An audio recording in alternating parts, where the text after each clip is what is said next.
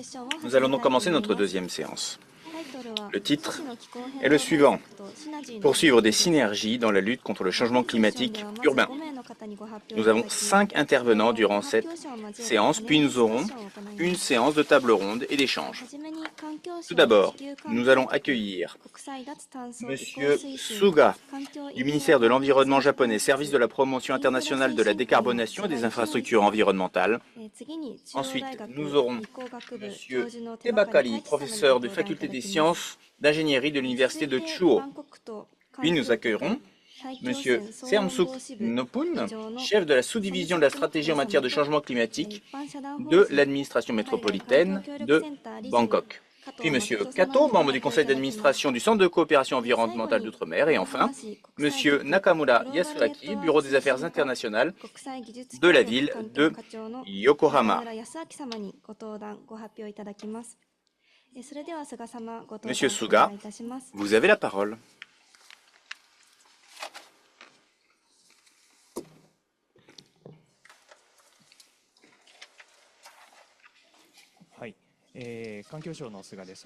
Donc, je suis Monsieur Suga, bonjour, du ministère de l'Environnement japonais. Donc, je vais vous parler des initiatives mises en place par le ministère de l'Environnement japonais en matière de collaboration interville. Voilà, nous sommes prêts. Donc, la communauté internationale accélère ses efforts pour traiter les 3 crises environnementales auxquelles nous faisons face: le changement climatique, la perte de biodiversité, la pollution. Dans le cadre du changement climatique, il y a évidemment l'accord de Paris, donc, qui est important, et nous avons également d'autres accords dans le cadre de la biodiversité et de la lutte contre les pollutions plastiques. Au Japon, donc, nous avons un certain nombre de technologies qui ont été développées pour décarboner notre industrie et pour créer des infrastructures environnementales qui peuvent contribuer à la résolution de la crise environnementale que connaît le monde et accélérer une nouvelle croissance. Je vais donc me concentrer sur 2 piliers. Premier pilier, donc, la réduction des émissions de gaz à effet de serre. C'est le premier point. Nous avons donc un certain nombre d'institutions et de mécanismes, notamment bilatérales, dans le cadre des crédits carbone que nous avons établis avec d'autres pays. Avec ces institutions, nous avons des projets donc de crédit carbone. Ensuite, nous avons également des structures pour renforcer un certain nombre de projets de géothermie. Et il ne s'agit pas évidemment de lutter uniquement contre le changement climatique, mais aussi de traiter un certain nombre de problématiques sociétales et économiques, notamment de croissance, qui sont intégrées dans cette approche. Nous avons également, dans le cadre de notre coopération multilatérale, un certain nombre donc de programmes qui touchent différents pays et différentes villes. Par exemple, vous pouvez voir en bas à gauche donc une usine de recyclage et d'incinération au Vietnam. En bas à gauche également donc un projet de géothermie aux Philippines. Et à droite, vous avez donc le deuxième pilier qui s'inscrit dans le cadre du développement durable des régions du Global South. Nous avons donc évidemment la collecte des déchets et leur recyclage. C'est essentiel. Et au Japon, nous avons beaucoup d'expérience dans ce domaine et c'est la raison pour laquelle nous avons des programmes qui sont dédiés à la collecte de ces déchets et à leur recyclage. Comme vous le savez tous, les métaux lourds sont un problème important et qu'il faut traiter à travers un certain nombre de mécanismes de recyclage et nous y travaillons à travers ces programmes donc, sur les minerais et le recyclage des minerais importants. Nous avons également un programme de collaboration interville, donc, qui est essentiel pour nous. C'est fait partie du thème de l'un des thèmes principaux de ce séminaire. Et nos collectivités locales ont développé à travers les années un certain nombre d'expériences qu'elles peuvent mettre au service d'autres villes pour faciliter leur gestion des déchets notamment. Enfin, nous avons également un système d'alerte précoce qui permet donc de prévenir ou d'alerter sur un certain nombre de catastrophes naturelles. Nous avons organisé la semaine dernière aux Philippines un événement donc de sensibilisation sur ce type de mécanisme. Et nous avons déjà échangé avec de très nombreux partenaires sur ces systèmes donc d'alerte précoce des catastrophes naturelles. Dans le cadre donc de ces mécanismes conjoints de crédit, de quoi s'agit-il? Eh bien, le marché donc du carbone est un marché en développement et nous avons donc développé ces mécanismes de crédit conjoint à travers un certain nombre de projets très concrets que vous pouvez voir sur l'écran. Pour utiliser ces crédits carbone, il faut se baser évidemment sur les accords de Paris et c'est à travers ces accords que nous avons établi notre stratégie. Les émissions de gaz à effet de serre, comme vous pouvez voir, sont représentées sur le graphisme de gauche.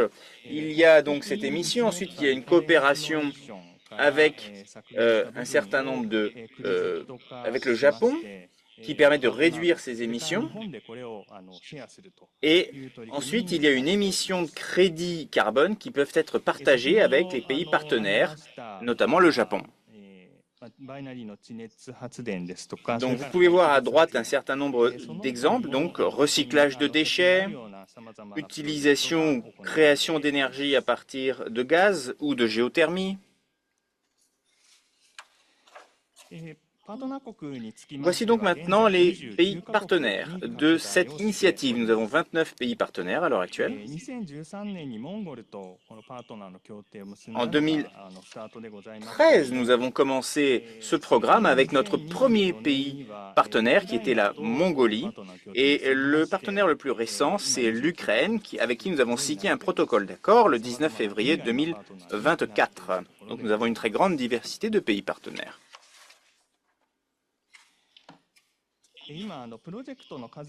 En termes de projets, nous avons maintenant plus de 250 projets actifs, la plupart en Asie-Pacifique, notamment avec le Vietnam, l'Indonésie, la Thaïlande, les Philippines. Mais ces pays partenaires s'étendent également à l'Europe de l'Est, à l'Afrique, au Moyen-Orient et à l'Amérique latine. Donc, ces projets englobent l'ensemble des continents du monde. Vous qui participez à ce séminaire, j'espère que vous pourrez vous intégrer dans cette initiative, si ce n'est déjà fait. Maintenant, je passe au thème de la synergie. Pour la gestion urbaine, évidemment, la gestion des déchets est un thème essentiel. Comment bien gérer les déchets en milieu urbain? Il y a de très nombreuses décharges à déchets en milieu urbain. On ne sait pas trop comment les gérer. Et nous avons donc développé des technologies au Japon qui sont connues sous le nom de conceptuel de déchets à l'énergie, donc transformer ces déchets en énergie. Et nous avons donc des usines d'incinération spécialisées dans la combustion des déchets pour créer de l'énergie utilisable. Et la première étape, c'est déjà de limiter le nombre de décharges. Ensuite, c'est de faciliter l'émission d'air, de gaz propre, de réduire pour cela les émissions de gaz méthane, puisque le gaz méthane a un effet de serre qui est très important. Puis évidemment, le point suivant qui est essentiel à traiter, c'est la pollution des plastiques.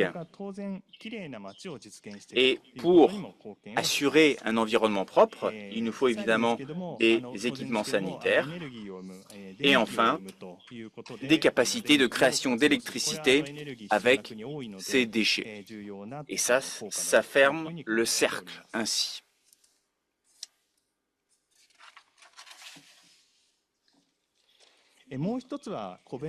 Nous avons également une autre approche qu'on appelle une approche de co-bénéfice. Ça ressemble un peu à l'approche des synergies dont j'ai parlé tout à l'heure. C'est comment combiner les mesures contre le changement climatique et les mesures visant à limiter la pollution de l'air. Puisque souvent, la pollution de l'air et de l'atmosphère se fait à cause d'émissions ou avec des émissions de CO2, et donc réduire ces émissions de CO2 permet aussi de limiter les émissions de gaz qui contribuent à polluer l'air. En faisant cela, nous réduisons également la consommation absolue d'énergie, en recyclant notamment un certain nombre de déchets.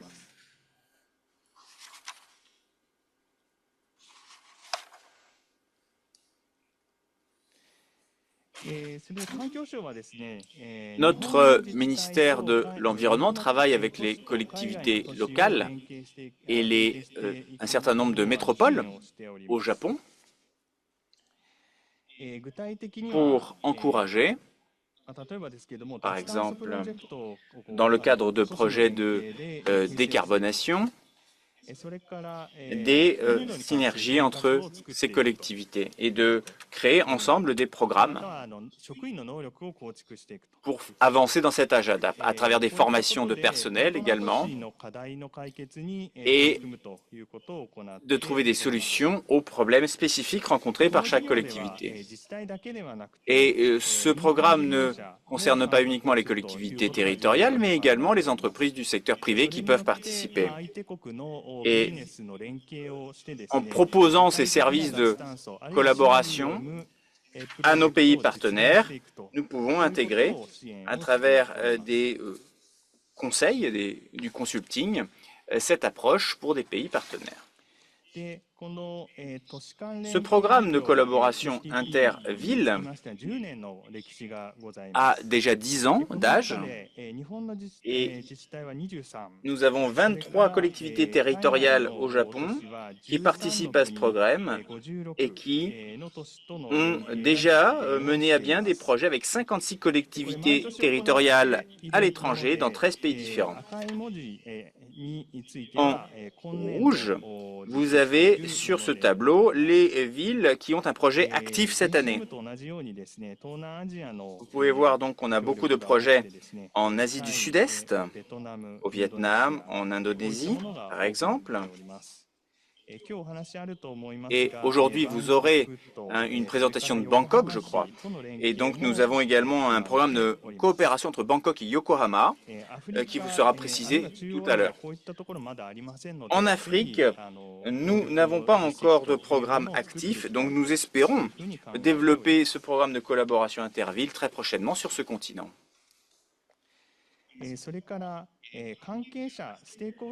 Qu'en est-il maintenant du programme de partenariat avec les parties prenantes? La JICA est un partenaire essentiel du ministère de l'Environnement, notamment dans le cadre de l'initiative Ville propre. Et dans le cadre de ce programme, nous sommes capables de mobiliser de très nombreuses parties prenantes sur différents types de métropoles. Outre la JICA et le ministère de l'Environnement, nous avons également la participation d'entreprises du secteur privé, de banques, et nous travaillons avec un certain nombre d'organisations internationales et les pays membres du G7 sur différents types de projets. Enfin, dernière diapositive.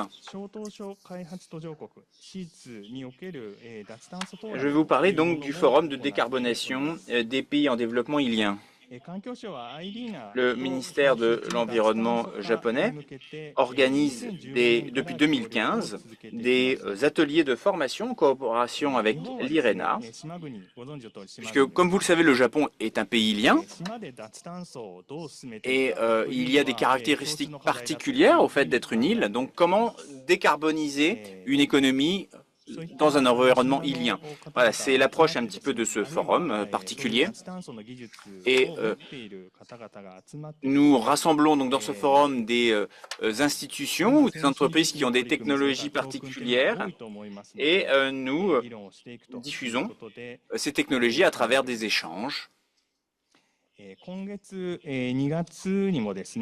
Nous aurons ce mois-ci, au mois de février, donc un forum qui sera organisé le 20 et le 21 sous l'organisation du ministère de l'Environnement, avec la coopération de la JICA et de l'IRENA. Je termine ainsi ma présentation. Les villes sont essentielles pour la JICA, pour le ministère de l'Environnement, pour l'avenir de notre monde, et donc nous souhaitons vraiment continuer à collaborer avec l'ensemble des parties prenantes pour mener à bien l'ensemble de ces initiatives. Je vous remercie de votre attention. Monsieur Suga, merci de votre participation. Monsieur Tebakari, nous souhaiterions maintenant vous appeler sur scène pour que vous puissiez prendre la parole. Je suis Taichi Tebakari, département de l'ingénierie de l'université Chuo. Je vais vous parler donc des risques liés au changement climatique dans les mégapoles, une étude du cas par exemple de Bangkok. Comme vous le connaissez, il y a actuellement 28 mégapoles qui sont définis par les Nations Unies, parmi lesquelles vous voyez ici des grandes villes, un pays, et une ville en Afrique, 3 villes en Chine. Toutes ces villes font face à la mer et en même temps, ce sont des villes qui se situent à des terres très basses. Donc, il y a beaucoup de risques tant du côté de la mer, également du côté de terre. Il y a des inondations à cause des crues des cours d'eau, mais également des inondations urbaines qui proviennent des eaux qui n'ont pas pu être absorbées par les villes. Et un autre point qui n'est pas encore très bien reconnu dans les pays en développement, il y a des inondations qui proviennent soit des grandes vagues, soit des ondes de tempête. Donc, il y a, en tout cas, c'est pour vous dire que ces grandes villes font face à des risques très importants. Vous voyez ici une liste assez compliquée, mais j'espère que vous aurez le temps plus tard de voir en détail. Il s'agit des impacts qui pourraient survenir dans les grandes villes qui sont dans la zone littorale. Il y a la hausse du niveau de la mer et des typhons énormes et le changement de trajectoire de ces typhons ou des cyclones et les variations du volume des précipitations. Le temps étant limité, nous allons parler surtout de la mer et des pluies. Je vais me focaliser donc sur la mer et les pluies. Et également, il y a le reflux de l'eau salée dans les cours d'eau. Ceci pourra provoquer des problèmes non seulement à l'environnement, également à notre eau potable. Et ce que j'appelle ici des inondations internes, donc des villes sont inondées, non pas toujours des crues des cours d'eau, mais également à cause des grandes précipitations d'eau qui n'ont pas pu être absorbées par la ville. Si dans la péninsule d'Indochine, Et vous voyez ici les trajectoires des typhons qui ont frappé la péninsule d'Indochine. Ce sont des données réelles de 1151 jusqu'à 2020. Vous avez tous les chiffres réels.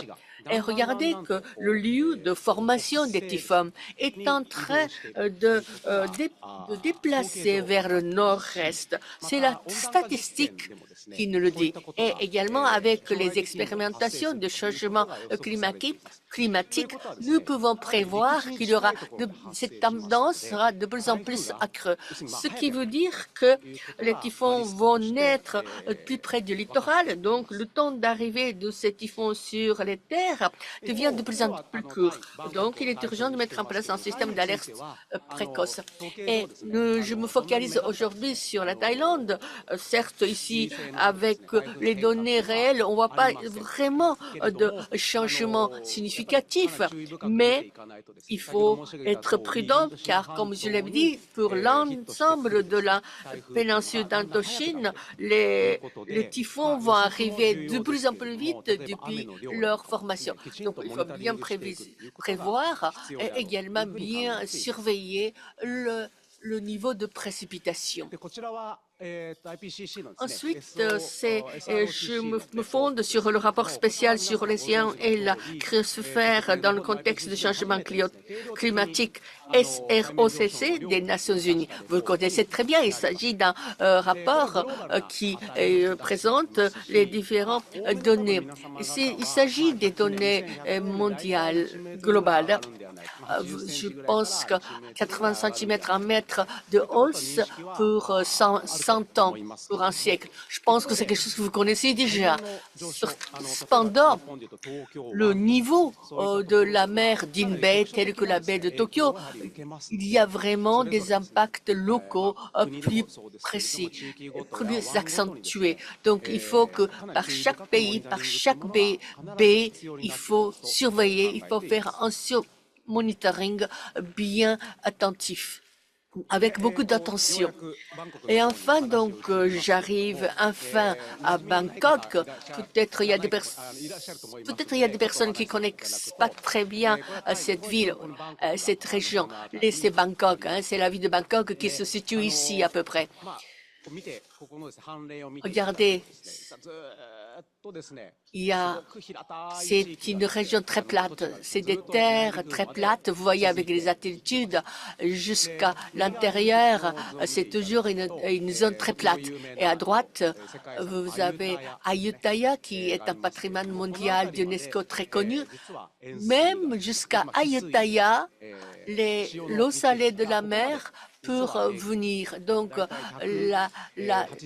les variations des marées peuvent donner des impacts jusqu'ici. C'est à 80 km de la mer. C'était la Mecca, c'était tout près de la zone littorale. Il y avait un royaume qui avait élu le capitale.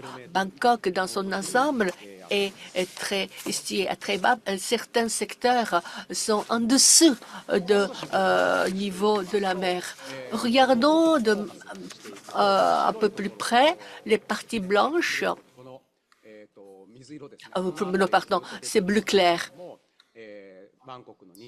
C'est à gauche de Bangkok. Vous trouvez que c'est la couleur bleu pâle. Ça veut dire qu'il y a des secteurs qui sont en dessous même du niveau de la mer. Et cette zone ne cesse de s'accroître. À droite, c'est la même chose. Vous voyez en bas la variation des niveaux des marées. En 2011, en Thaïlande, il y a eu le pire la pire des inondations parce qu'il y avait la coïncidence de la marée haute et le fait que les eaux qui venaient de l'amont ne pouvaient pas être absorbées. Donc, il y avait la marée haute et la crue du cours d'eau.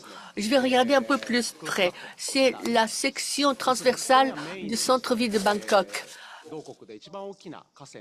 C'est le plus grand cours d'eau de Thaïlande, mais vous voyez avec ce plan que c'est très bas. King's Dyke, c'est la digue du roi. Vous voyez peut-être sur le graphique que c'est assez visible, mais si vous allez sur place, c'est vraiment juste un terre-plein. C'est très bas cette digue. Et comme c'est une zone plate, les eaux ne vont pas venir d'un seul coup, comme ça peut venir jusqu'au dans la profondeur. Les eaux vont venir plutôt doucement. Mais vous voyez quand même que les eaux pourraient arriver dans le centre-ville. C'est en 2011. C'est le schéma du moment où il y a eu le plus d'eau. C'est marqué canal. Il y a beaucoup de petits canaux et tous ces canaux, enfin il y a le grand canal qui était vraiment plein et en plus il y avait, comme c'était la saison des pluies, il y avait beaucoup de précipitations dans les zones urbaines et donc les canaux ne pouvaient pas évacuer toutes ces eaux de pluie.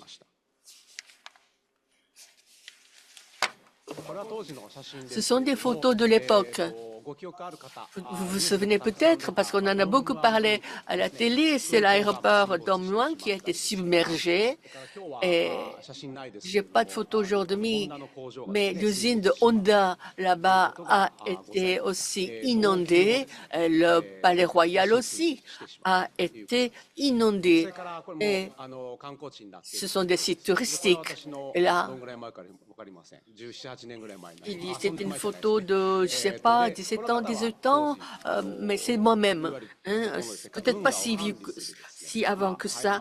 Et je suis à côté d'un haut auctionnaire du département d'irrigation, mais sa maison aussi a été inondée. Vous voyez combien la situation était catastrophique. Et un autre point, l'aéroport Suvarnabhumi qui était dans les terres basses. Donc, c'est un aéroport qui a été construit dans des zones à très grand risque. Donc, bien sûr, il y a eu beaucoup de contre-mesures. Il y a beaucoup de canaux qui ont été creusés et beaucoup d'actions de grande envergure étaient nécessaires pour protéger cet aéroport. C'est des grands. Vous allez voir, comme c'est des bartasses, il faut que l'eau soit surélevée dans une conduite aérienne, donc sur pilier, pour que l'eau coule. Parce que c'est tellement plate et qu'il n'y a pas de pente. Et la pente est tellement faible qu'il faut qu'on construise cette infrastructure pour que les eaux soient déversées. Donc, les infrastructures sont grandioses. Si vous avez un budget abondant, vous pouvez le faire. Mais c'est difficile de construire et de multiplier ce type de structure en raison des restrictions budgétaires. Alors, comme je vous l'ai dit, il y a 20 kilomètres, jusqu'à 20 kilomètres de 5 kilomètres, il y a de l'eau qui pourrait remonter, donc on ne pourra pas toujours prélever de l'eau. Donc, nous sommes quand même, on est obligé de construire des prises d'eau dans les terres basses qui sont donc inondées, parce que il y a tellement et donc, il y a eu beaucoup de dégâts dans les infrastructures de prise d'eau, de prélèvement d'eau. Et en 2012, l'année après, la JICA a coopéré pour élaborer le plan directeur thaïlandais. Et nous avons fait appel à LIDAR, Light Detection and Ranging. C'est une détection et mesure avec le laser, avec la lumière laser. C'est à l'aide de cette technique que nous avons pu prendre des mesures et nous pouvons à nouveau constater que c'est très plat, que des terres basses. Et pour ces terres basses, il faut vraiment des dates très précises. Autrement, nous ne pouvons pas effectuer une analyse correcte. C'est un exemple de cette mesure. Vous voyez donc le cours d'eau qui est sinueux. Donc, il y a plus de risques de crues, mais c'est en centre-ville. Et comme vous le voyez, c'est une ville très dense. Donc, avec un peu de nivellement d'eau, les eaux ou les crues, des eaux des crues se déplacent à droite et à gauche. Donc, il faut vraiment une analyse avec des données très précises à haute résolution. Il y a quelques parties qui sont noircies. C'est parce qu'il s'agit des installations gouvernementales et militaires liées à la famille royale. Donc, nous ne sommes pas en mesure d'acquérir ces données sur ces sites sensibles. Ça, c'est un problème. Mais passons. Vous voyez donc deux cartes à gauche et à droite. Ici, il y a une ligne noire pour la comparaison. Si regardons de près cette ligne noire de comparaison, eh bien, on voit donc les données d'altitude. En orange et en vert sont des données qui sont utilisées assez fréquemment au niveau mondial. Et Merit, c'est le professeur de l'Université de Tokyo qui a conçu ce système de mesure. Mais vous voyez qu'avec les trois lignes, les valeurs sont très élevées. C'est même surévalué. Il y a la différence de précision d'analyse par rapport aux mesures de leader. Et c'est un problème, c'est un grand enjeu, car quand il y a une surévaluation des données, on ne peut pas toujours comprendre les risques. Donc, c'est le fleuve Chao Phraya. Mais regardez, c'est drôle, Chao Phraya, c'est un cours d'eau qui se situe ici au niveau de digues, mais avec les données de SRTM, de mérite, en ligne bleue, les graphiques ne sont pas corrects. Donc, c'est un problème à résoudre. Regardez ici. Et donc,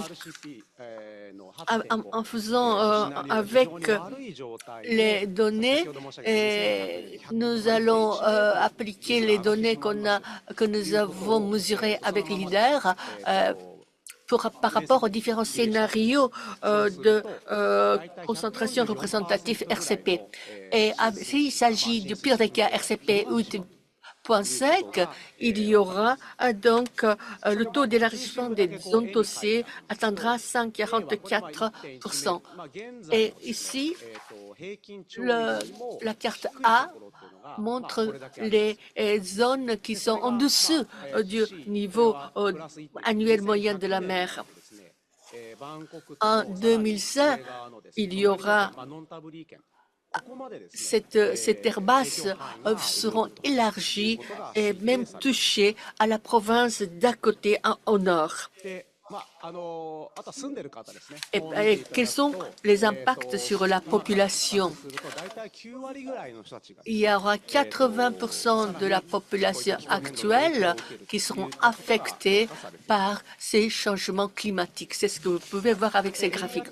Et regardons les différentes zones. Bangkok, c'est une grande ville. Et en centre-ville, il y a les tours, les grands bâtiments, comme au Japon. Donc, en centre-ville, la population est très dense.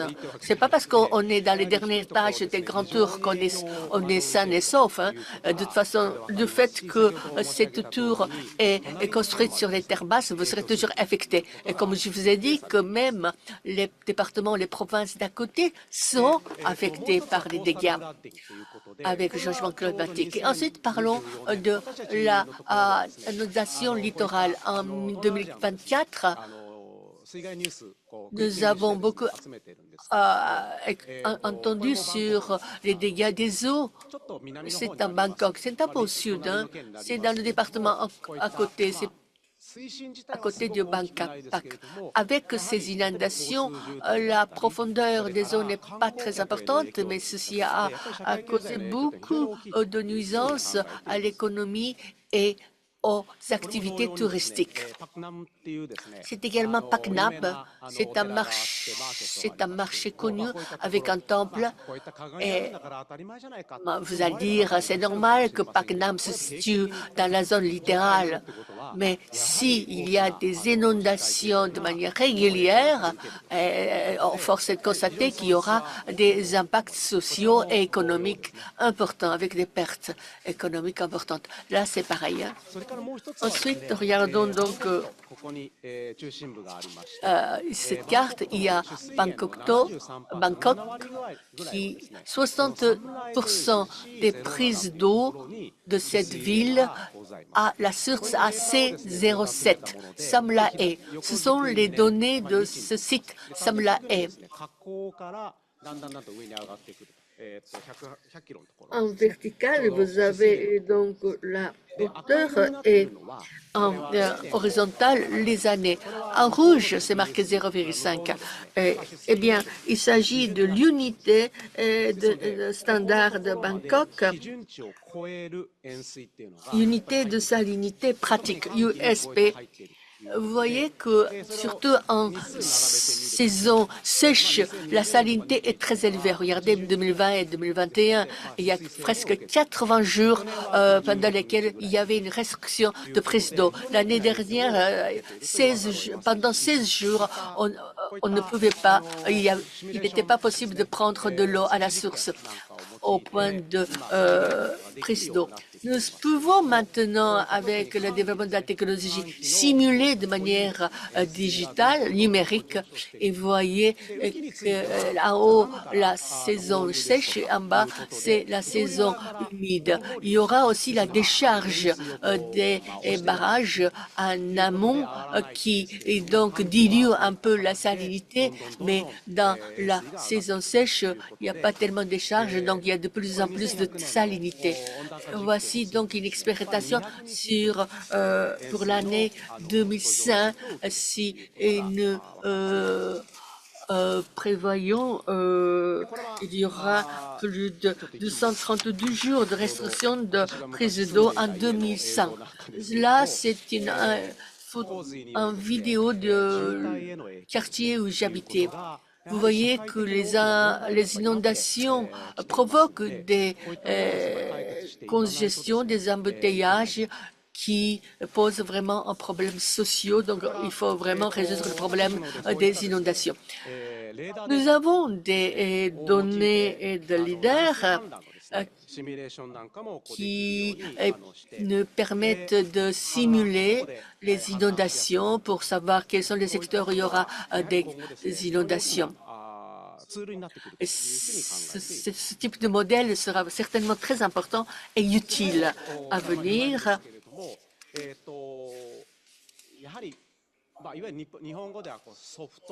On parle beaucoup d'actions au niveau de compétences. Il faut élaborer des cartes de risque, des cartes de danger. Ce sera un outil très important. À Bangkok, il y a aussi des actions qui sont déjà lancées. À Yokohama, dans la ville de Yokohama, il y a un jardin vert qui donc intègre les infrastructures et également un New Plakun est un projet qui est transféré à Bangkok. Il s'agit d'enterrer des canaux qui sont très grandes perméabilité. Et ensuite, vous voyez en bas l'expérimentation du professeur qui travaille jusque dans la salle à côté dans mon université. C'est pour produire de la bière à partir des eaux de pluie. C'est juste pour vous amuser.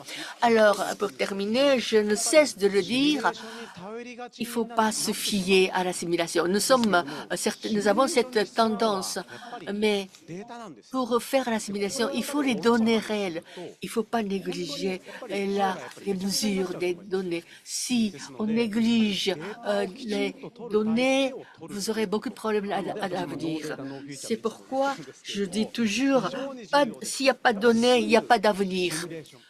Car nous avons tout de suite tendance à nous fier à des simulations. Il y a de belles photos et de belles images, mais ce n'est pas ça qui peut vraiment prévenir de manière précise l'avenir. C'est pourquoi je tiens à vous dire, pas de données, pas d'avenir. Voilà, je crois que j'ai terminé avec 1 minute de retard. Merci beaucoup, Monsieur Tebakari.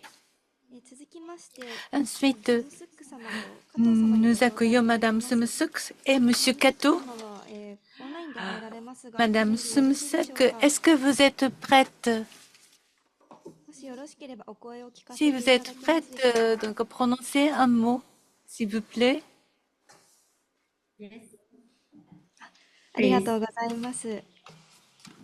Merci beaucoup. Donc, merci beaucoup pour votre présentation. Good morning, everyone. My name is Samsuk Noppan. Bonjour tout le monde.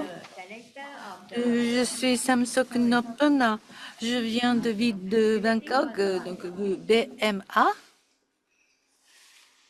administration métropolitaine de Bangkok. Okay, let's start. Good morning, everyone. My name is Samsuk Noppan. Donc bonjour tout le monde. Donc je m'appelle Samsuk Noppan de la ville de Bangkok et je me charge de pollution d'air dans notre ville. Cette fois-ci, je suis très honorée de pouvoir prendre la parole à ce séminaire et je voudrais remercier JICA pour sa collaboration. Donc, nous avons une coopération de longue date et je voudrais présenter nos actions pour promouvoir, pour accélérer notre action contre le changement climatique. Au début, je voudrais parler de la lutte contre le changement climatique et une coopération entre BMA et la JICA, c'est-à-dire la ville de Bangkok et le JICA. Ensuite, je vais passer le plan directeur, ensuite l'action climatique et engagement du secteur privé. Et je passe le micro à Monsieur Kato.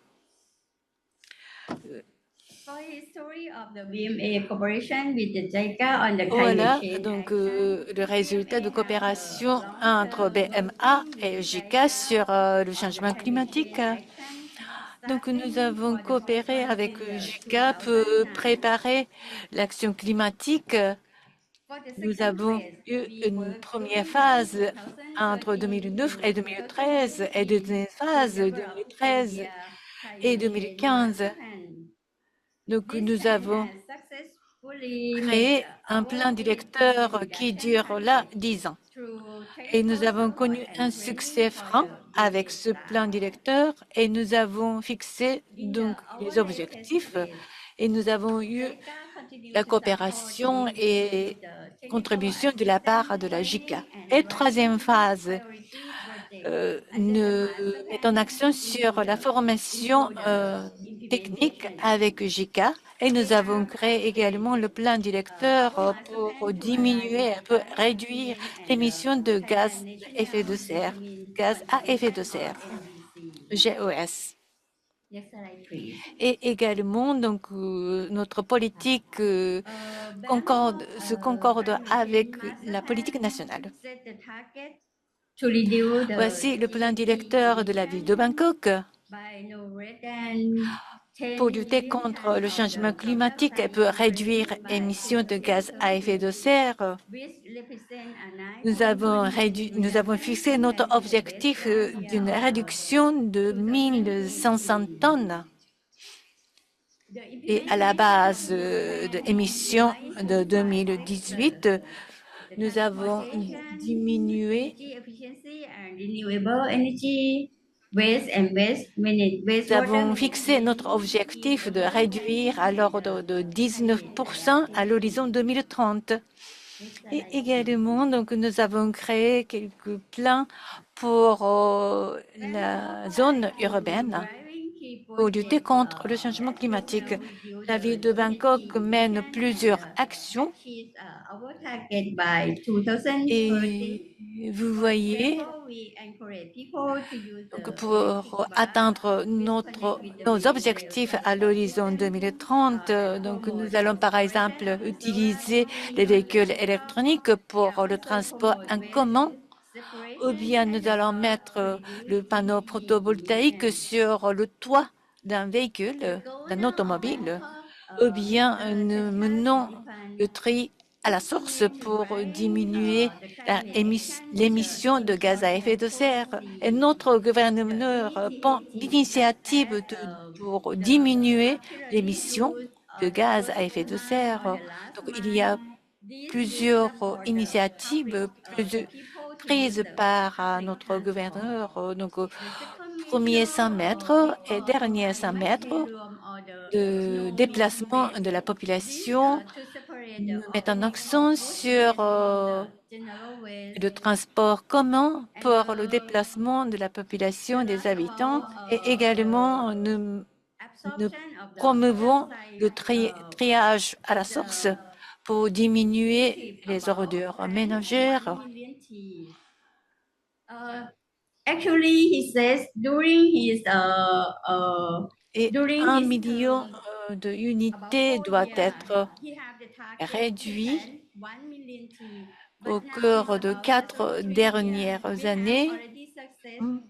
Et nous avons fixé 1 million de tonnes de réduction, mais nous avons réussi à réduire plus de 100 millions, 1 million de tonnes. Donc nous avons atteint et nous avons dépassé notre objectif de réduction. Et également, nous avons introduit le compostage. The success in the driving GHG reduction efforts. Donc, pour réduire l'émission de gaz à effet de serre, donc il faudrait avoir une coopération entre BMA et la JICA, également une coopération entre la ville de Bangkok et la ville de Yokohama. Donc, basant sur les expériences de terrain et en profitant de la nouvelle technologie, donc nous avons eu une formation pour réduire l'émission de gaz dans la ville de Bangkok. Donc, nous avons eu les occasions de rencontres B2B avec les acteurs japonais et l'EDGE, le ministère de l'Environnement japonais. Et au mois de juin de l'année dernière, notre gouverneur a rencontré le maire de la ville de Yokohama. À cette occasion, notre coopération avec la ville s'est renforcée entre les deux villes. Okay, I think I may finish for my presentation, so please. Donc, jusqu'ici, donc c'était ma présentation. Je vais terminer ma présentation. Donc, Madame Somsuk a évoqué déjà donc, la coopération technique de JICA travaille pour établir le plan directeur de la ville de Bangkok pour mener une action climatique. Et M. Suga a évoqué également donc, une liaison intermunicipalité, intercommunautaire, et pour donner plus d'échelle, plus de grandeur à ces coopérations, il faudrait profiter d'acteurs privés. Et comment peut-on obtenir le financement de la part du secteur privé? À partir de novembre de l'année dernière, de 2023 jusqu'à décembre 2024, nous avons mené une étude des experts à Bangkok pour créer le plan directeur contre le changement climatique, comment peut-on établir plein de financement et la stratégie de financement? Donc, nous avons travaillé avec IFC, le groupe de la Banque mondiale. Et vous voyez ce schéma, donc ce qui représente le plan directeur contre le changement climatique, donc JICA, a évalué comment peut-on faire et quels sont les financements nécessaires donc, chez IFC. Donc, et nous avons listé plusieurs actions et nous avons, vous voyez à gauche, une liste des actions et ensuite nous avons établi une liste de partenaires bailleurs de fonds pour financer ces actions. Donc, ce sont des actions menées par la ville de Bangkok avec son propre budget. Et au milieu, vous voyez, il y a plusieurs boîtes de chèques. Il y a des actions dont le budget de la ville de Bangkok n'est pas suffisant et l'action est assez difficile à mener. Dans ces cas-là, donc c'est la JICA ou bien et IFC, on introduit la mesure pour inciter le financement privé. Et donc, nous avons testé donc, dans le cadre d'une expérimentation dans la ville de Bangkok, BMA, donc, qui dispose de 30 000 climatisations et ce sont des climatisations assez anciennes. Donc, il faudrait renouveler la climatisation dans les bâtiments publics de la municipalité de Bangkok, de la ville de Bangkok. Et il y a donc l'air refrigérant à l'intérieur de ces climatiseurs. Donc, il faudrait remplacer les climatiseurs pour éviter les rejets de réfrigérants. C'est pourquoi JICA et de IFC ont introduit un projet qui profite de systèmes de location et également donc, le projet dispensé par le ministère de l'Environnement. Donc, nous avons le projet de réduire le volume d'émissions. Il s'agit d'un exemple concret qui a connu un bon succès. Ensuite, nous allons introduire également l'énergie renouvelable dans la ville de Bangkok et nous allons mener un plan de Bangkok Solar City, c'est-à-dire ville solaire avec le panneau photovoltaïque, en utilisant le financement du secteur public et avec la coopération des citoyens. Donc, nous allons mener ce projet et on va profiter de financement de USAID, donc organisme d'aide publique des États-Unis. Et également, donc, par exemple, nous avons créé une sorte de décret de municipalité pour promouvoir ces actions. Et nous sommes en cours de discussion avec la ville de Bangkok. Pour terminer, donc peut-être, donc Madame Somsuk, vous avez la parole. Oui, merci beaucoup. Donc voici les actions menées par la ville de Bangkok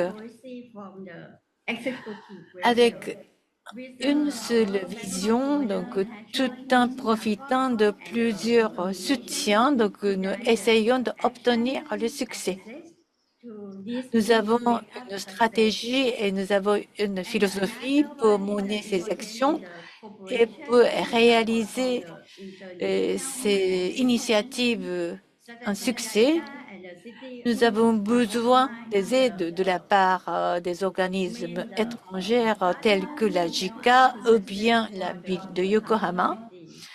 et ce sont des partenaires de longue date de Bangkok. Je vous demande votre soutien et vos soutiens à la ville de Bangkok. Oui, la JICA a préparé une sorte de plateforme de coopération et on peut profiter de cette plateforme pour introduire plusieurs actions et plusieurs mesures appliquées dans ces plateformes. Donc, cette plateforme a été construite par le biais de coopération technique dispensée par JICA, fournie par JICA. Donc, on va y ajouter, par exemple, nouveaux systèmes de financement et notre plateforme est toujours évolutive. Donc, en profitant des côtés bénéfiques de plusieurs initiatives, donc Bangkok a introduit une action contre le changement climatique et on peut également profiter de ces expériences pour calquer dans d'autres régions telles que les pays en Afrique, bien dans d'autres régions. Et je vous demande votre soutien à nos actions. Merci de votre attention. Merci beaucoup. Merci beaucoup à nos intervenants. Nous allons maintenant demander à Monsieur Nakamura de prendre la parole.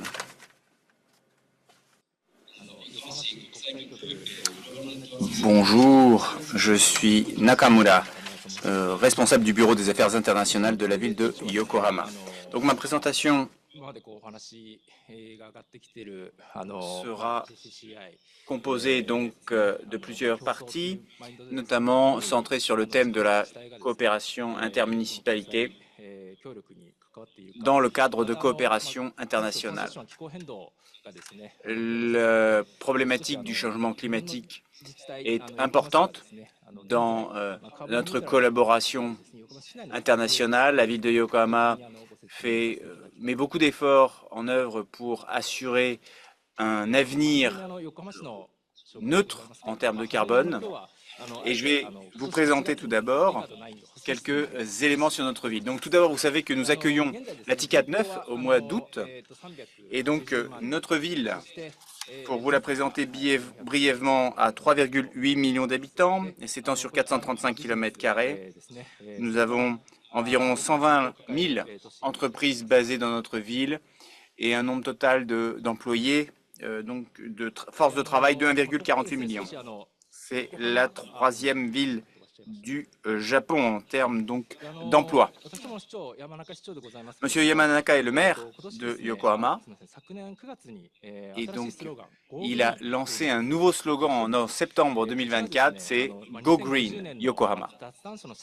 Et donc c'est un slogan qui incarne les mécanismes qu'il souhaite mettre en avant, donc la décarbonisation de la ville pour 2050.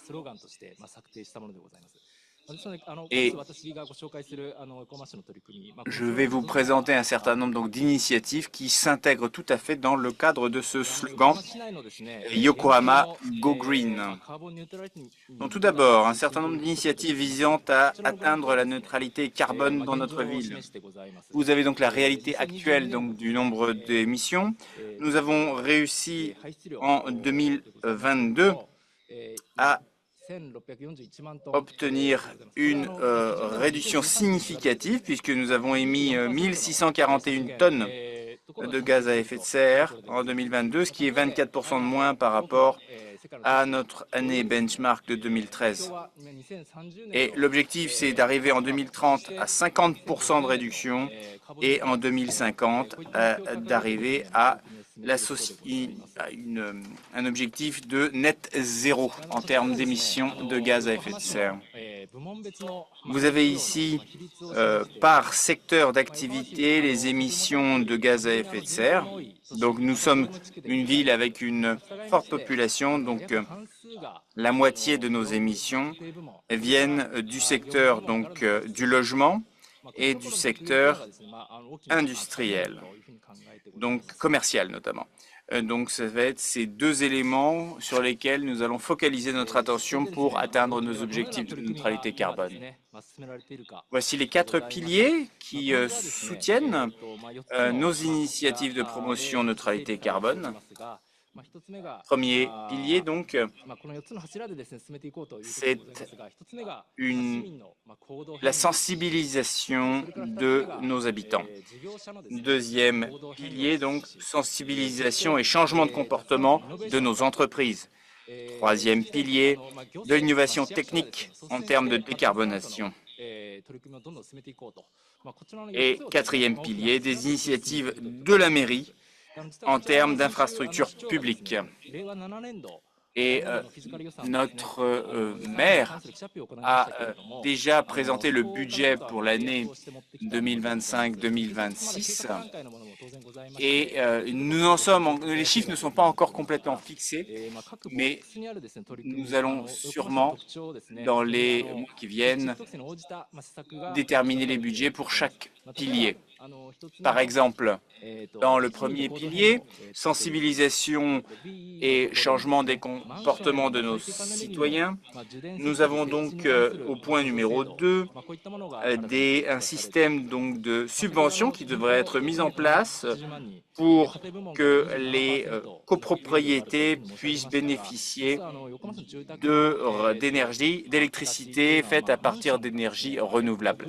Puisque la ville de Yokohama compte 60% de logements en copropriété, en immeubles donc, et donc il est essentiel d'intégrer ces nouveaux équipements de production électrique et d'amener cette électricité renouvelable à l'ensemble de ces copropriétés, de ces immeubles. Et concernant le point numéro 2, 99% donc de nos entreprises sont des PME. Et il est donc essentiel d'amener ces initiatives de décarbonation pour ces PME de façon adaptée. Donc tout d'abord, il faut évaluer l'émission réelle de ces PME, les sensibiliser, les engager dans un processus d'amélioration de la situation, notamment en termes d'infrastructures dans les usines ou dans les ateliers.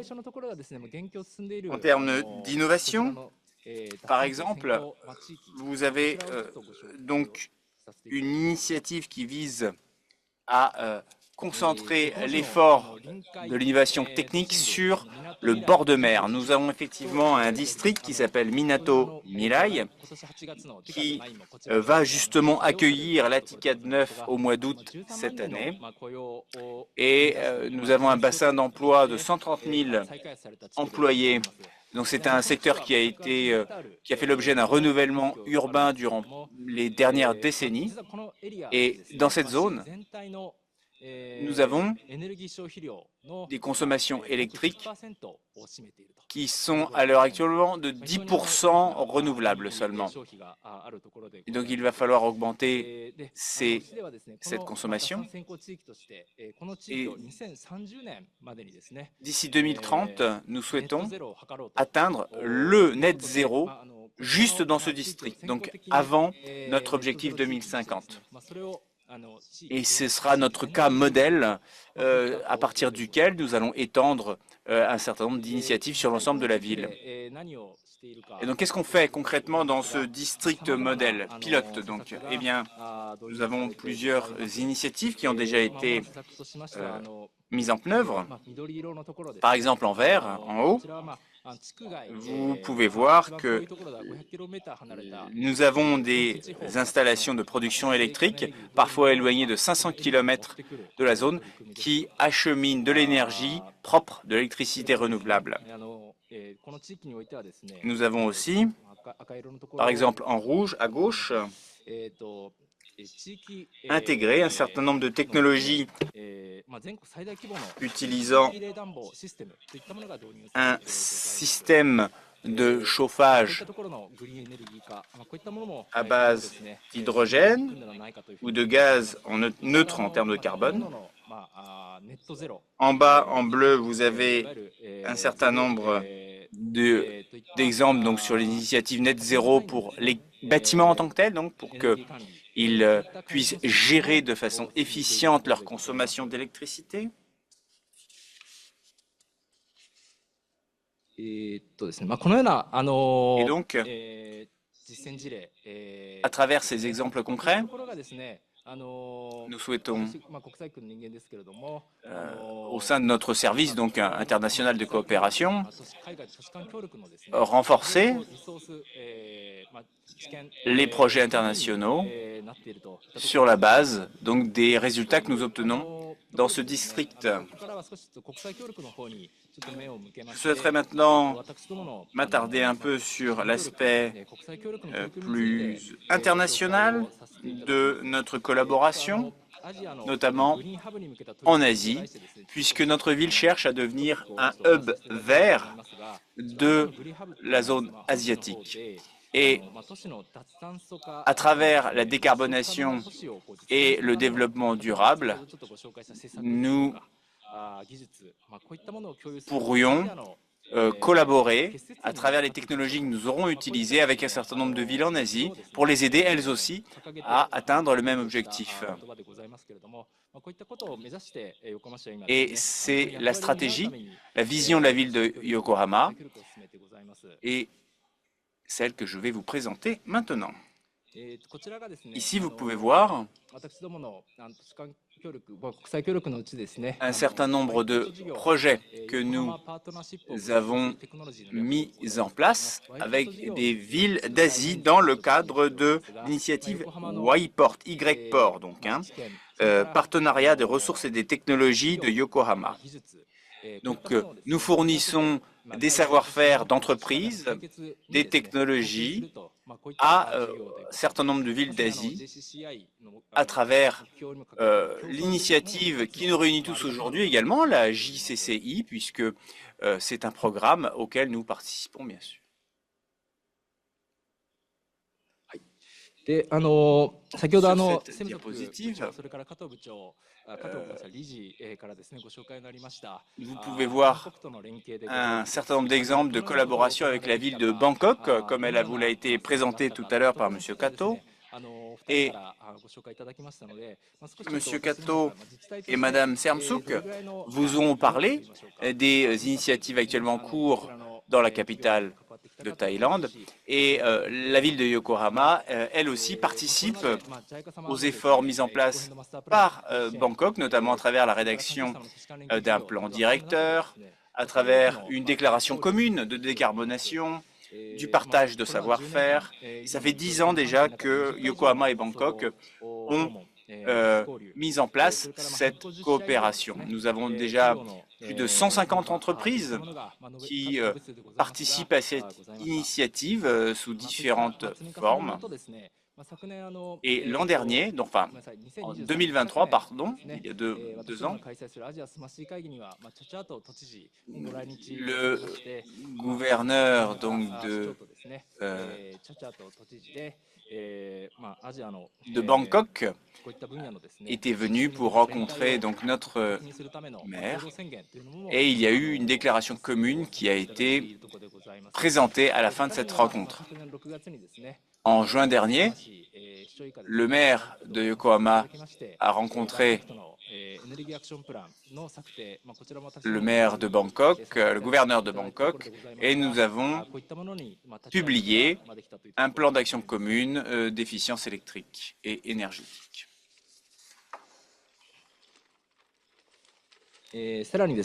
En outre,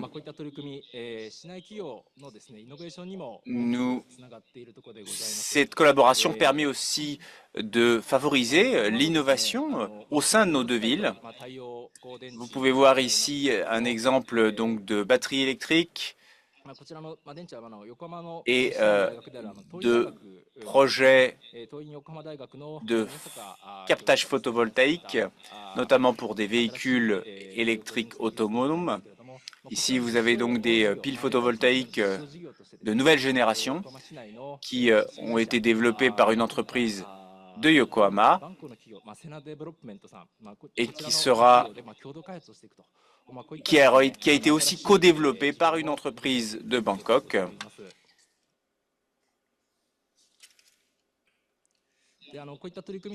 Et donc ce type d'initiative est bien évidemment soutenu par la JICA et nous l'en remercions.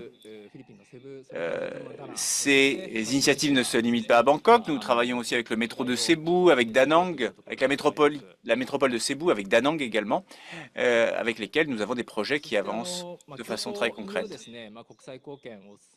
Donc pour poursuivre cette collaboration internationale, nous avons mis en place un certain nombre d'outils. Et pour nous, un de ces outils, c'est faciliter la coopération entre les entreprises privées de nos villes réciproques. Plusieurs entreprises ont des technologies uniques et donc nous avons réuni ces entreprises sous un label qui s'appelle Yokohama Urban Solution Islands. Et ce label donc est fourni par la ville de Yokohama. Vous pouvez voir donc sur cette diapositive les entreprises qui participent. Et nous avons en outre 2 nouveaux programmes visant à avancer la décarbonisation du secteur privé. Donc, tout d'abord, le programme de ressources et de connaissances du Hub Yokohama, donc, qui vise à renforcer donc, la collaboration avec les villes à travers des réseaux de technologies pour offrir des solutions de business et contribuer ainsi à la dynamisation des liens du secteur privé entre nos villes.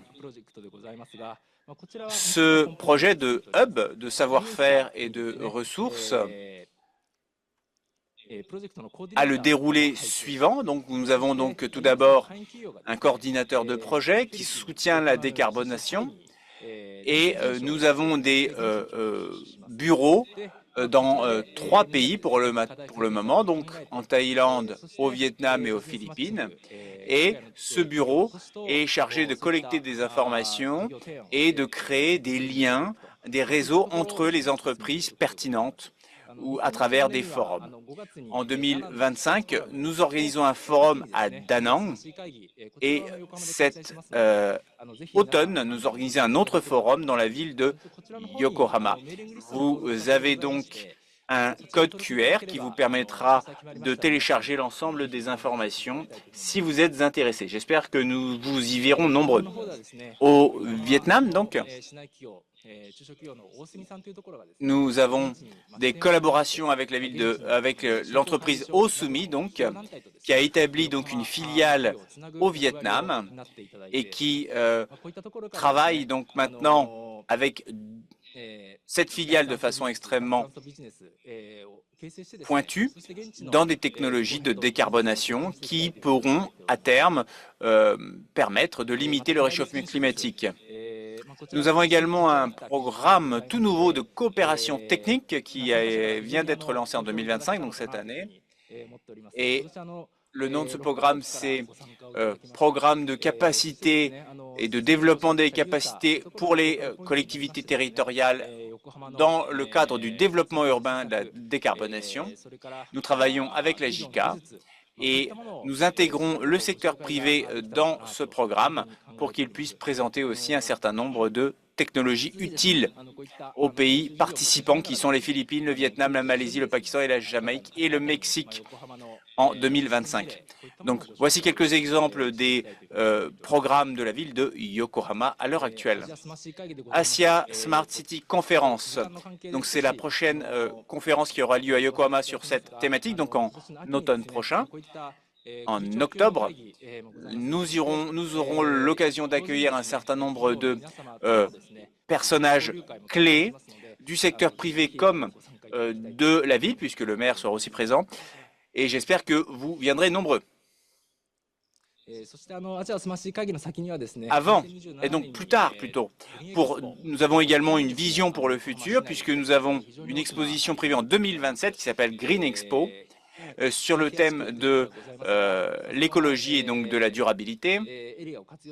Et nous avons une grande zone verte qui va être mise en avant pour présenter l'ensemble des initiatives mises en place par la ville en termes de durabilité. Enfin, voici ma dernière diapositive, c'est le calendrier donc pour les prochaines années et prochaines décennies. Donc, la feuille de route pour que Yokohama puisse devenir un hub vert en Asie. Donc, 2025, 2030 sont deux points importants. Nous avons donc en 2025, cette année, la conférence Asia Smart City. En 2025, nous avons aussi la TICAD 9. 2027, nous avons la Green Expo 2027 à Yokohama. Et ces événements seront des occasions essentielles pour créer des liens avec d'autres villes, d'autres métropoles du monde. Et puis, dans le prolongement de ces initiatives, nous aurons 2030, bien sûr, puisque la ville de Yokohama porte le projet d'être neutre en termes d'émissions pour 2050. Nous aurons besoin de la collaboration de la JICA, bien évidemment, et de vous tous. Donc, merci d'avance. Je vous remercie de votre attention. Merci beaucoup, M. Nakamura.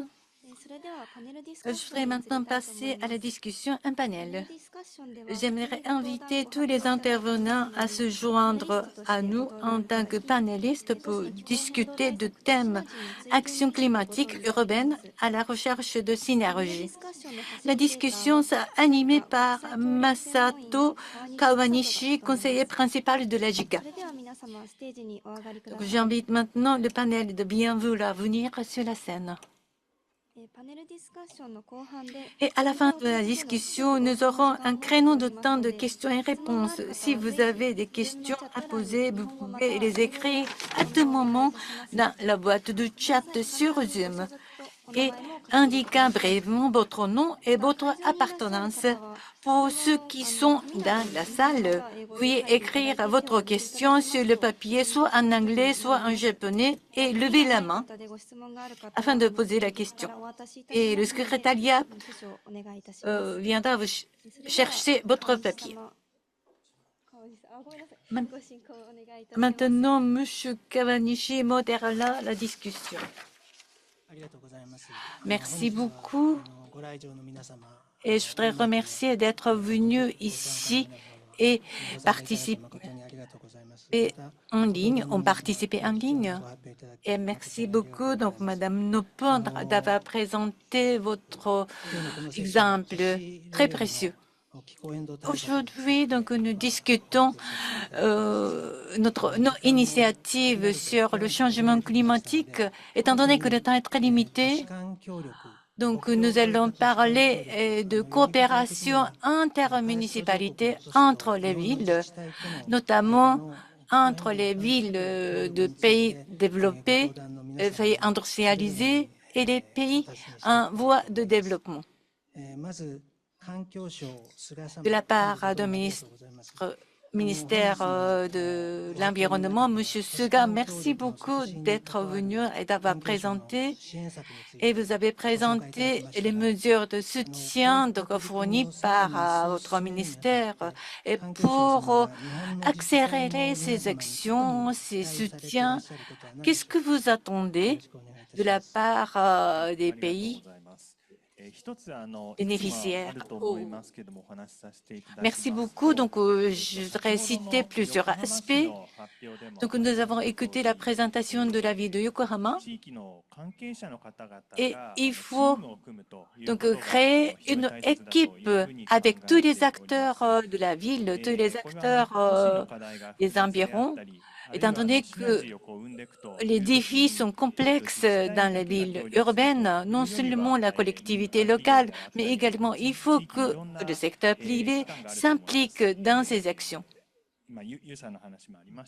Comme le présentateur précédent a cité, donc si je prends l'exemple de la ville de Kitakyushu, donc JICA existe dans la ville de Kyushu, bien d'autres organismes existent dans la ville de Kyushu et on peut créer une coordination et une coopération entre les acteurs locaux. Et également, il est très utile d'apprendre les exemples d'autres collectivités locales. L'année dernière, nous avons organisé un séminaire en la matière et bien sûr, le Japon a beaucoup à apprendre à partir de ces séminaires, à partir de ces pays en voie de développement. Merci beaucoup, Monsieur Suga. Donc, il faut créer une coopération étroite entre tous les acteurs concernés pour lutter le changement climatique. Monsieur Tebakali, merci beaucoup. Qu'en est-il des villes? Donc, d'après votre présentation, nous avons vu bien évidemment qu'il était essentiel d'avoir des contre-mesures pour lutter contre le changement climatique et son impact sur les villes. Mais chaque ville a une situation particulière et il faut donc adapter ces mesures. Comment peut-on, à votre avis, utiliser les collaborations internationales au mieux en tenant compte de cette particularité unique de chaque ville? Merci pour votre question. Comme vous le savez, la ville, c'est un élément compact. Et donc, ce qui est, puisque on voit souvent les relations entre pays, et donc ce sont des grandes surfaces, mais les villes, ce sont des objets qui sont extrêmement limités, concentrés. Et donc, si tout à l'heure on vous a parlé de Yokohama, de Kitakyushu ou autre, et chaque ville a une histoire particulière. Si vous êtes japonais, vous connaissez l'histoire de Yokohama ou de Kitakyushu, mais si vous n'êtes pas japonais, par exemple, eh bien vous ne savez pas de quoi on parle. Et donc, lorsqu'on développe des programmes de coopération intermunicipaux, notamment à l'international, il faut vraiment s'intéresser aussi à l'histoire. Et donc, c'est important de voir la particularité de chaque ville. Et au Japon, nous avons un certain nombre de bonnes practices, mais il est difficile de les identifier et de les théoriser.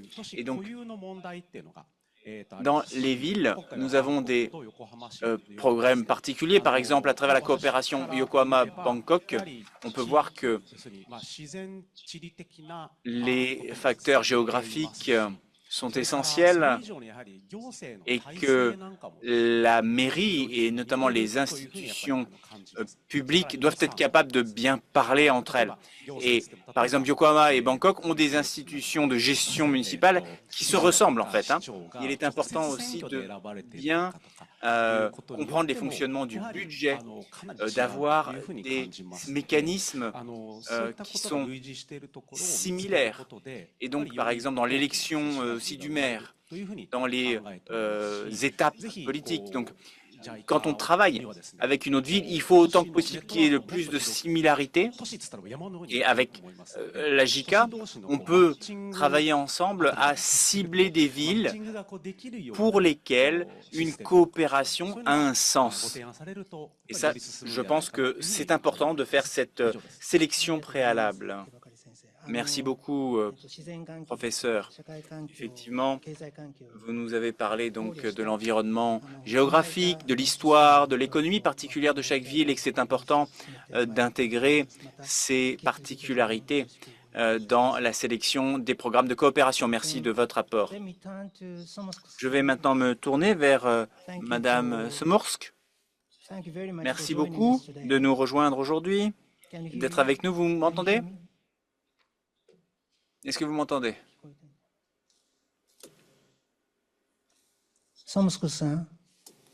Madame, est-ce que vous m'entendez? Madame Sermsouk. Oui, ça y est, je vous entends. Je suis heureux de vous voir ici avec nous, même si vous êtes à distance. Merci d'avoir présenté les 3 phases de coopération technique sur le changement climatique entre la métropole de Bangkok et la JICA.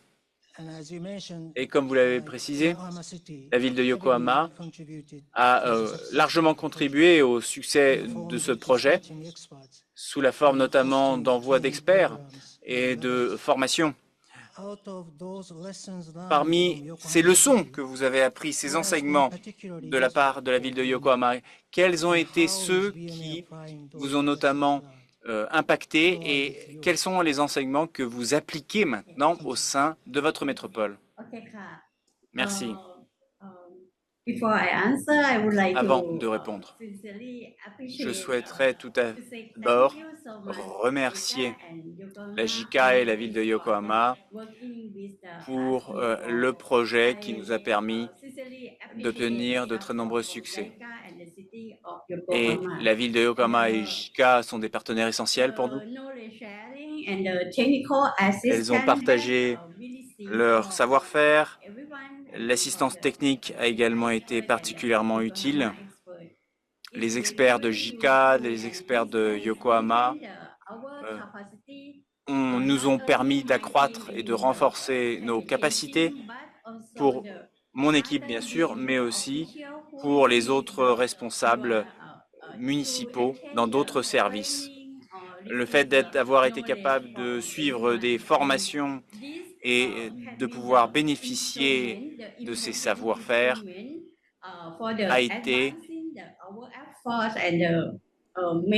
essentiel pour nous permettre d'avancer, de renforcer les fondations de nos programmes et notamment en termes d'initiatives de contre-mesures climat. Et donc, je souhaitais vous remercier. Bangkok a appliqué ces savoir-faire à travers un certain nombre d'outils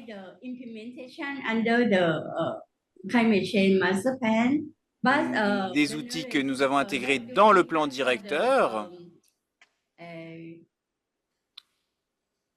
et maintenant nous apprenons aussi, nous diffusons ces savoirs et tout cela c'est grâce à vos équipes et à la formation. Et cela permettra, j'en suis certain, de trouver des solutions aux problèmes uniques de Bangkok. Merci beaucoup. Oui, je vois que vous avez appris beaucoup et vous êtes approprié ces savoirs et vous les avez appliqués. Bravo, merci beaucoup. Monsieur Kato. Monsieur Kato, donc vous avez impliqué donc dans la coopération avec Bangkok. À votre point de vue, donc la ville de Yokohama, parmi les actions de la ville de Yokohama, quelles sont les actions plus utiles pour Bangkok? Oui, il y a plusieurs résultats et plusieurs anecdotes qui sont bénéfiques. Mais si je cite un, la présence de la ville de Bangkok à côté de la ville de Bangkok, c'était vraiment utile. Si la ville de Bangkok essaye seule d'établir le plan de lutte contre le changement climatique, on ne veut pas arriver au même résultat.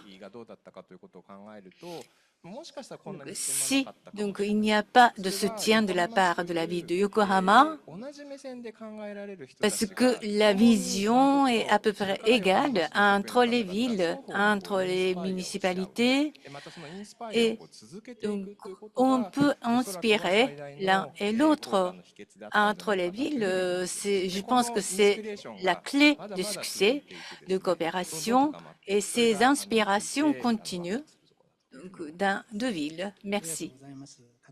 Merci, Monsieur Kato. Et je ferai de continuer à coopérer dans le futur pour Bangkok. Merci beaucoup, Monsieur Nakamura.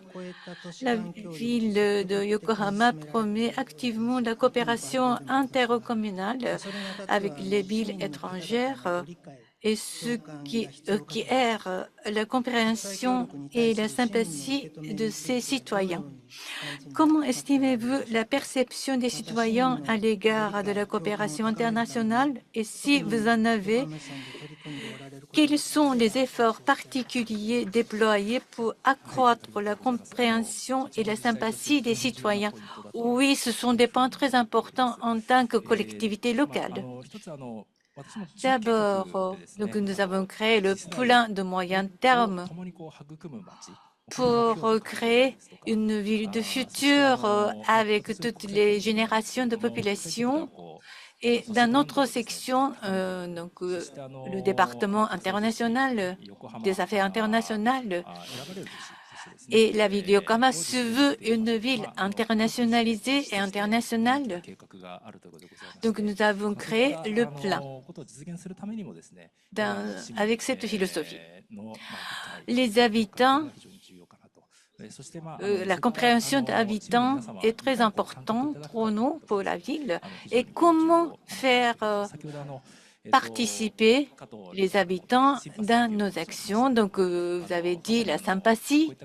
Oui, donc certes, la sympathie est très importante parce que nous avons des atouts en tant que la ville de Yokohama et nous pouvons comprendre davantage quels sont les atouts de la ville de Yokohama.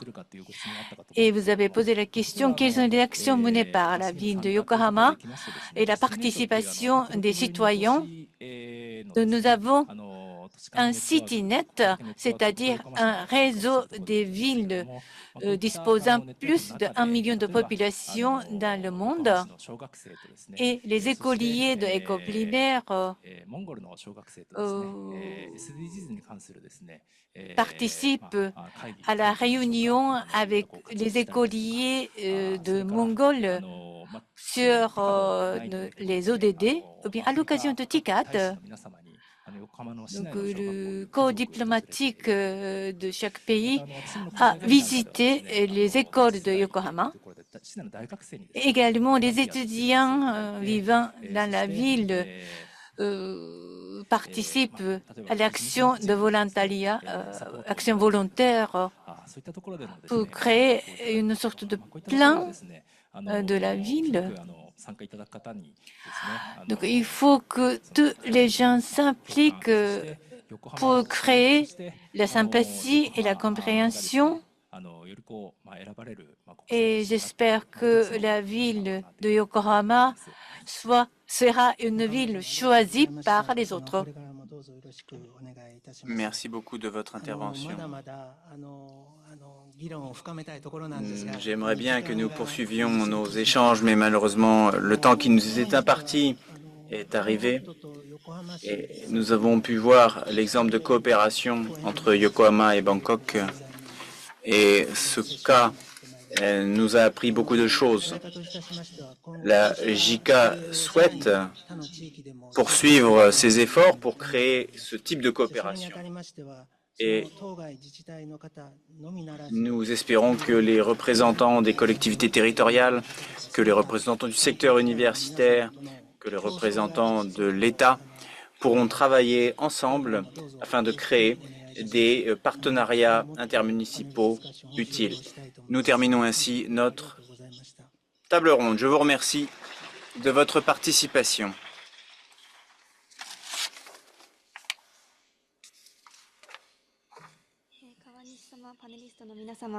Monsieur Kawanishi, mesdames et messieurs, merci de votre participation. Nous terminons ainsi notre séance du matin et nous allons passer à la pause déjeuner. Nous reprendrons notre séance cet après-midi à 13h30. Merci de revenir à vos places avant 13h30.